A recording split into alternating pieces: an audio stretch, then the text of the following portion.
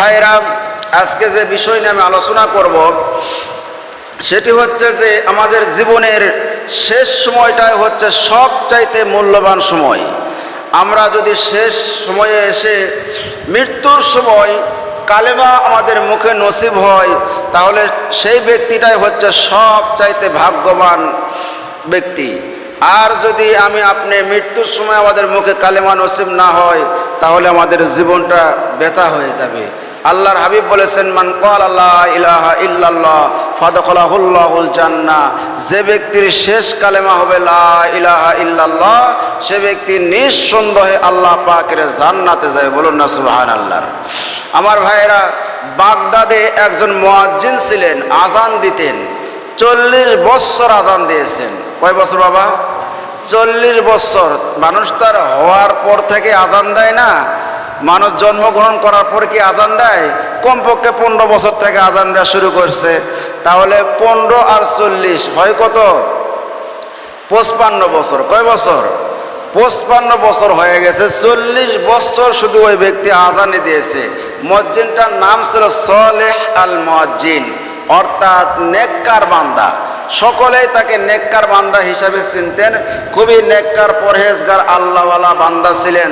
তার এতটা সুনাম ছিল বাগদাদের মধ্যে যে ভালো মানুষ থাকলে সালেহ আল মুয়াজ্জিনই একজন ভালো মানুষ। সুবহানাল্লাহ বিহামদি। আর মুয়াজ্জিন সাহেবের কিয়ামতের দিন সবচাইতে বেশি তাকে আল্লাহ রাব্বুল আলামিন তাকে সম্মান জানাইবেন। এই আজান দেওয়ার কারণে মুয়াজ্জিন সাহেবকে আল্লাহ পাক কিয়ামতের দিন তার গর্দানটাকে সবার চাইতে উঁচু করে রাখবেন। সবাই বুঝতে পারবেন এর সম্মানিত ব্যক্তি। সুবহানাল্লাহ বিহামদি। আমার ভাইরা, বাগদাদের মুয়াজ্জিন সালেহ আল মুয়াজ্জিন নেককার, পরহেজগার, মুত্তাকিন বান্দা ছিলেন। সকলেই তাকে নেককার বান্দা হিসেবে চিনে। ইতিহাস বলে, ওয়া কানা রাজুলান সালিহা, সে ব্যক্তি একটা নেককার, পরহেজগার বান্দা ছিলেন। আমার ভাইরা, সে আজান দিত 40 বছর পর্যন্ত আজান দিয়েছে। ওই মসজিদের সাইডে একটা খ্রিস্টান বাড়ি ছিল। কি বাড়ি বাবা? খ্রিস্টান বাড়ি ছিল। দেখবেন আজানের সময় আগেকার যুগের মুয়াজ্জিন নিযুক্ত করা হইতো। যার গলার আওয়াজ বেশি, যে জোরে কথা বলতে পারে, যার ভয়েস বেশি, তাকে নিযুক্ত করা হইতো। কারণ আগের যুগে তো মাইক ছিল না, সাউন্ড বক্স ছিল না, এরকম ব্যবস্থা ছিল না। মুখের আওয়াজ দিয়ে মানুষকে ডাকা হইতো। আজানের অর্থই হচ্ছে ডাকা। আসো বান্দা, আসো, আল্লাহর দিকে চলে আসো নামাজ পড়ার জন্য। বলুন না সুবহানাল্লাহ। এই জন্য দেখবেন আজান দেওয়ার সময় দেখবেন আজান দিচ্ছে এত জোরে জোরে, তারপরেও হাইয়া আলাস সালাহ বলার সময় ডান দিকে তার গর্দানটা ফিরায়, হাইয়া আলাল বলার সময় বাম দিকে গর্দানটা ফিরায়। কারণটা হচ্ছে আজানের আওয়াজ যেন চতুর্দিকে চলে যায়, সব মানুষ যেন শুনতে পারে। সালেহ আল মুয়াজ্জিন এবার আজান দিচ্ছে, হাইয়া আলাস সালাহ বলার সময় ডান দিকে যখন গর্দানটা ফিরাইছে, ঘাড় ফিরাইছে, সেখানে একটা খ্রিস্টান বাড়ি ছিল। সেই বাড়ির মধ্যে একটা সুন্দরী রূপসী শিশুরামদের অধিকারিণী, পূর্ণিমা চাঁদের মতো একটা মেয়ে ছিল। সেই মেয়েটার দিকে ওই সালেহ আল মুয়াজ্জিনের দৃষ্টি পড়ে যায়। পড়ে যাওয়ার সঙ্গে সঙ্গে ওই মেয়েটার প্রেমে পাগল হয়ে যায়। আজানটা কোনো মতে শেষ করে দেয়। আল্লাহ রাব্বুল আলামিন এই জন্যই বলেন কোরআনে কারিমের মধ্যে, আল্লাহ পাক বলেছেন, বান্দারে এই দোয়াটা সবচাইতে বেশি বেশি আমার কাছে করো। রব্বানা লা তুজিগ কুলুবানা বা'দা ইয হাদাইতানা ওয়া হাব লানা মিন লাদুনকা রাহমা ইন্নাকা আনতাল ওয়াহ্হাব। আয় আল্লাহ তাআলা, একবার হেদায়েত দেওয়ার পরে অন্তরটাকে আর বাঁকা পথে নেও না। একবার হেদায়েত দেওয়ার পর আর গোমরাহ বানায় দেও না। আর আল্লাহ রহমত করো, দয়া করো। আপনার রহমত দয়া ছাড়া আমরা হেদায়েতের পথে থাকতে পারবো না। বলুন না সুবহানাল্লাহ। আমার ভাইরা, আপনি আমার অন্তরের মধ্যে কি হয়, আমি আপনি কি চিন্তা করি, আমাদের চোখ দিয়ে আমি আপনি কি দেখি, পৃথিবীর কোন মানুষকে, কোন সবাইকে আপনি ফাঁকি দিতে পারবেন, কিন্তু আল্লাহ পাককে ফাঁকি দিতে পারবেন না। আল্লাহ রাব্বুল আলামিন কোরআনে কারীমের মধ্যে বলেন, ইয়ালামু খায়িনাতাল আইন ওয়া মা তুখফিস সুদূর। আল্লাহ পাক বলেন চোখের প্রতিটা খেয়ানত তিনি জানেন, আর অন্তরে যা কিছু ভাবো সবাই আল্লাহ রাব্বুল আলামিন জানেন। ওই যে মুয়াজ্জিন সাহেব যখন নজর দিয়েছে, ও তার ডান দিকের বাড়িতে একটা খ্রিস্টান সুন্দরী রূপসী শিশুরা আমাদের দিকে পূর্ণিমার চাঁদের মতো একটা মেয়ে ছিল। সেই মেয়েটার দিকে তার দিলটা মাইল হয়ে যায়। তাড়াতাড়ি করে আজান শেষ করে সেই বাড়ির মধ্যে যা ডাক দেয়, মেয়েটা দরজা খুলে দেয়। খ্রিস্টান হলে কি হবে, কারণ পাশের মসজিদে আজান যায়, মুয়াজ্জিনকে সবাই চিনে। বলতেছে হুজুর আপনি কেন আসছেন, কি খবর, আসেন বাড়ির ভিতরে আসেন। এবার মুয়াজ্জিন সাহেব সালেহ আল মুয়াজ্জিন বাড়ির ভিতরে ঢুকে গেল, দরজা লাগায় দিল। মেয়ে বলতেছে আপনি দরজা কেন লাগায় দিলেন? বলে মেয়ে আমি তোমাকে ভালোবাসি, পিয়ার করি, লাভ করি, আমি তোমাকে দেখে পাগল হয়ে গেছি। হয় তুমি আমার কথা মানো, দুটা অপশন তোমার কাছে আছে। যদি তুমি বিছানাকে কবুল করো তাহলে তুমি বেঁচে যাবে, না হলে আমি তোমাকে হত্যা করে ফেলবো। মানুষের কথার মধ্যে তো বোঝা যায় কোনটা ফান আর কোনটা হলো সিরিয়াস। মেয়েটা বুঝতে পারছেন যে মুয়াজ্জিন সাহেব সে তো যে অবস্থায় আছে যে কোনো সময় দুর্ঘটনা ঘটাইতে পারে। দেখেন মানুষকে আল্লাহ রাব্বুল আলামিন কেমনে হেদায়েতের পথ থেকে আবার বিচ্যুত করে দেয়। এই জন্য আল্লাহর কাছে দোয়া করতে হবে, আল্লাহ তুমি হেদায়েত দিয়ে এই পথ থেকে বিচ্ছিন্ন করো না। বলুন না সুবহানাল্লাহ।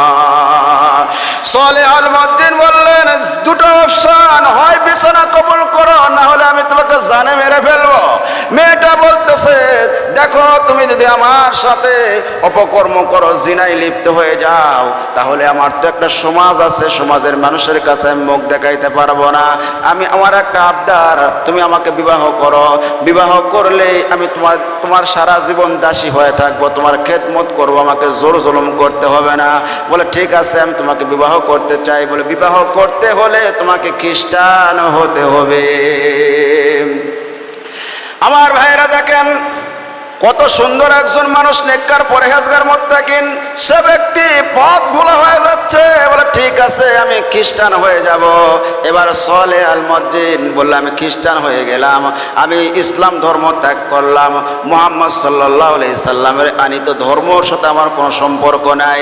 এবার মেয়েটা বলতেছে আপনি যে খ্রিস্টান হয়েছেন এর কোনো রেকর্ড নাই, এর কোনো লিখিত নাই, কোনো সাক্ষী নাই।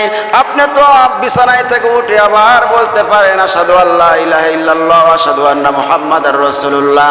আমি কেমনে বিশ্বাস করব? আপনি যে খ্রিস্টান হয়েছেন সেটা প্রমাণ দিতে হবে।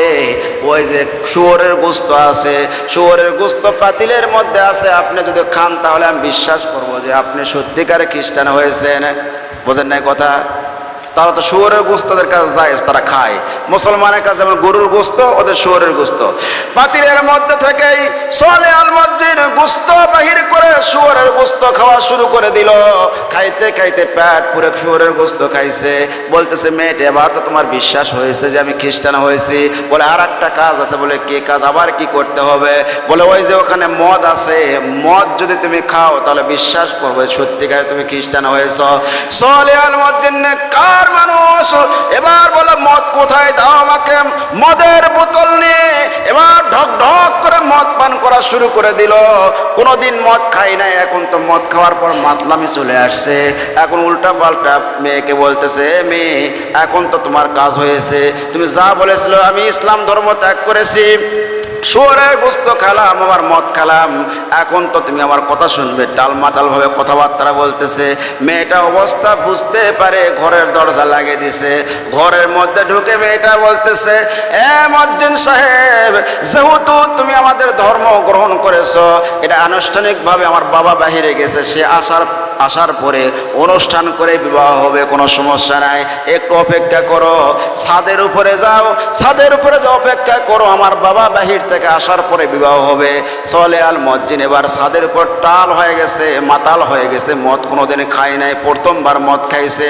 মাতাল হওয়ার পরে ছাদের উপরে গেছে। বর্তমান যুগে তো লিফটের মতো সিস্টেম নাই, বর্তমান যুগে তো এরকম ভাবে আপনার সিঁড়ির মতো সিস্টেম ছিল না, অনেক কষ্ট করে ছাদের উপরে গেছে। এরকম ঢুলতে ঢুলতে ঢুলতে ঢুলতে ওই ছাদের উপর থেকে সালেহ আল মুয়াজ্জিন পড়ে গেলেন আর মারা গেলেন। এবার খ্রিস্টান মেয়েটার বাবা বাড়িতে আসছে, আসার পরে দেখতেছে বাড়ির সামনে সোয়ালে আল মসজিদ পড়ে আছে। খুব চিন্তার মধ্যে পড়ে গেল, মুসলমানের মসজিদ মরে গেছে আমার বাড়ির সামনে, এর তো বিচার হবে, না জানে কি হয়। মানুষেরা বলে ভাইরাস, মানুষেরা বলে পয়জন দিয়ে তাকে মেরে ফেলেছে। সেই চিন্তার মধ্যে পড়ে গেল। ওই মেয়েটা কিন্তু ঘরের মধ্যে ঢুকে দরজা লাগিয়ে দিয়ে বসে আছে। এবার বাবা গিয়ে দরজা খুলতে বললাম, মেয়েটা দরজা খোলার পরে মেয়েকে বলতেছে, মা বাহিরে ওই যে মসজিদের মসজিদ সাহেব তো মরে গিয়ে পড়ে আছে। বলতে বাবা এই কাহিনী, সে এরকম খ্রিস্টান ধর্ম গ্রহণ করেছে, আমার সাথে অপকর্ম করতে চাই। আমি শর্ত দিয়েছিলাম শুয়োরের গোস্ত খাইতে হবে, তা খেয়েছে। আমি তাকে বলেছিলাম মদ খাইতে হবে, তাও খেয়েছে। খাওয়ার পরে সেই ছাদের উপর উঠে পড়ে মারা গেছে। এবার খ্রিস্টান বলতেছে, খুব ভালো কাজ করেছো, খুব সুন্দর কাজ করেছো, খুব ভালো কাজ করেছো, এটাই আমি চাইছিলাম, খুব ভালো কাজ করেছো, তোমাকে ধন্যবাদ, ওয়েলকাম, থ্যাংক ইউ। মেয়েকে জানানোর পরে মুসলমানের মসজিদ নাই, করে আজান হয় না কেন, বোঝেন নাই কথা, সব পেরেশান হয়ে গেছে। আর মানুষ মরে যাওয়ার পরে তো তার খবর গোপন থাকে না। তখন খবর পাইল ওই খ্রিস্টানের বাড়ির পাশে মরে পড়ে আছে। সমস্ত ঘটনা শোনার পরে, কারণ সে তো এখন আর মুসলমান নাই, সে মুরতাদ হয়ে গেছে। কি হয়ে গেছে বাবা? মুরতাদ হয়ে গেছে, মুসলমান নাই। তাকে একটা বস্তার মধ্যে ভরে ডাস্টবিনের মধ্যে ফেলে দিয়ে চলে আসে। চিন্তা করেন কোন সম্মানের জায়গায় থেকে কোন জায়গায় তারে আল্লাহ পাক নামায় দিল। এই জন্য আল্লাহ রাব্বুল আলামিন কোরআনে কারীমের মধ্যে বলেন, ইয়ালামু খায়িনাতাল আইন ওয়া মা তুখফিস সুদূর। আল্লাহ পাক বলেন চোখের প্রতিটা খেয়ানত তিনি জানেন, আর অন্তরে যা তুমি কল্পনা করো তা সব কিছু জানেন কে? কে জানেন বাবা? সবাই বলে না, কে জানেন? আল্লাহ জানেন। এই জন্য কোনো মানুষকে নিয়ে আপনি মনে মনে মন কলা খাইতে পারবেন না। তার মেয়েকে নেশে যাচ্ছে, আপনি খারাপ ধারণা করলেন, তার বোনকে নিয়ে যাচ্ছে, তার স্ত্রীকে নিয়ে যাচ্ছে, তার মাকে নিয়ে যাচ্ছে, আপনি মনে মনে খারাপ ধারণা করবে, এটাও কিন্তু একটা বড় ধরনের কবিরা গুনাহ। জোরে কোন ঠিক কিনা? আমার ভাইয়েরা, মদিনায় একটা ঘটনা ঘটে গিয়েছিল। ইমাম মালিক রহমতুল্লাহ